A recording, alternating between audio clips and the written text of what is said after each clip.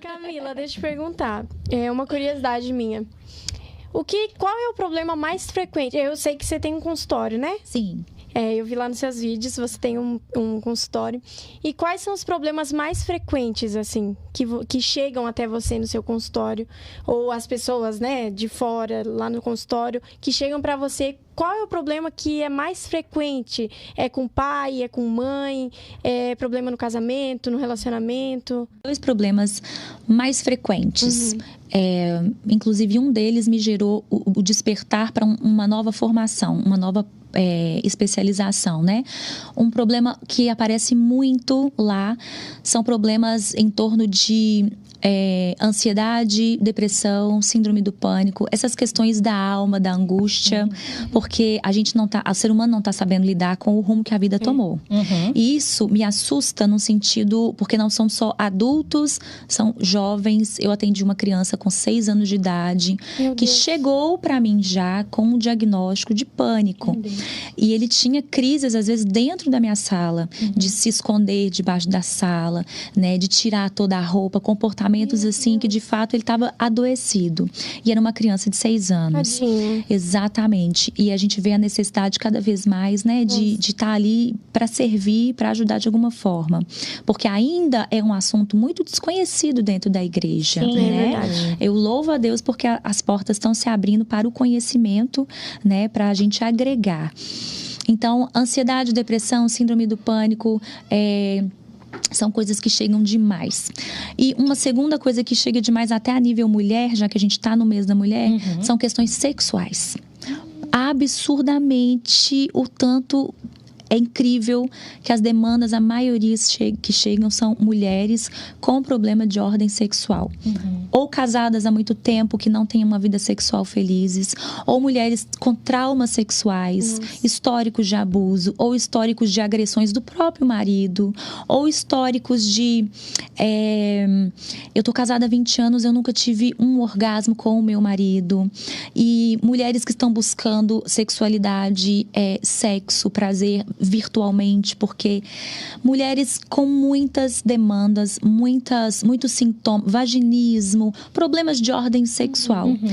Aí me surgiu um anseio por estudar e eu comecei a fazer uma nova especialização em sexologia, para eu estar mais bem preparada, para eu ter um conhecimento, né, mais sólido, para eu estar ajudando. Então são demandas. Por que eu vejo? Porque sexo e sexualidade é um trem que a gente não conversa. É um tabu dentro da igreja, é um tabu ainda. A gente não vê. Eu vou até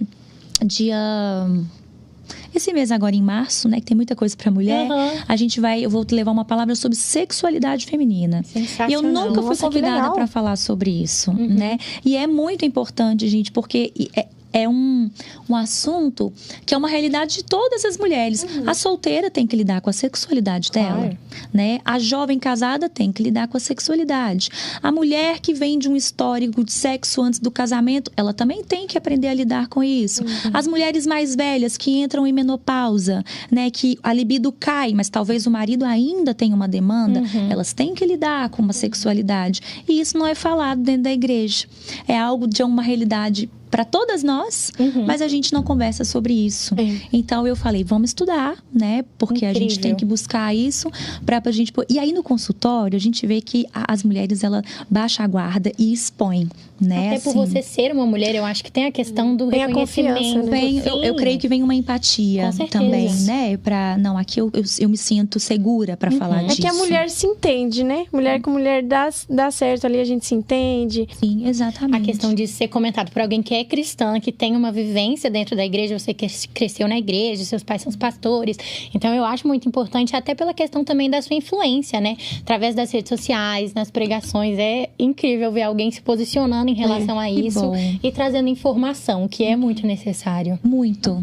Porque o versículo, o meu povo perece por falta de conhecimento, por muito tempo a gente achou que era só em relação ao conhecimento da Bíblia, né? Mas não é, a gente tem que ampliar, né? Com certeza. Então, às vezes, perece por falta de conhecimento. O conhecimento, talvez, da sexualidade, do sexo, de compreender isso como...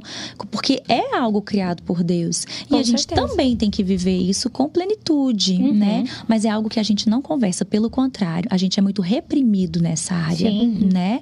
Então, eu tive um casal que casou, virgem, os dois, e permaneceram virgens durante muitos anos de casamento. Porque a moça, né, não conseguiu desenvolver, não conseguiu ter relações sexuais com aquele marido por uma série de traumas de repressão. E o casamento acabou com ela virgem. Então, é de uma tristeza enorme, né? Então, para você ver que é uma demanda. Jovens que estavam ali na igreja, cresceram na igreja, trabalhando na igreja. Aí as pessoas às vezes julgam, né? O casamento, alguém traiu, acabou, não sei o quê. Mas tinha uma dor, tinha um trauma ali por trás, tinha algo que eles não conseguiram encontrar uma pessoa para escutar, não foram instruídos, não encontraram alguém onde eles se sentissem seguros para falar, porque sexo no casamento, né, é algo que a gente... E aí o casamento acabou, né, infelizmente. Nossa. E aí eu fico me perguntando se talvez tivesse um profissional ali para ajudar, era um casamento que não teria acabado, né? Então, a gente segue aí, são essas maiores demandas que eu tenho encontrado hoje. Essas dores da alma, né? As angústias, as doenças emocionais da ordem da depressão, da tristeza ou da ansiedade, né? Da agitação com o futuro. E no âmbito feminino, são questões de ordem da sexualidade, do sexo.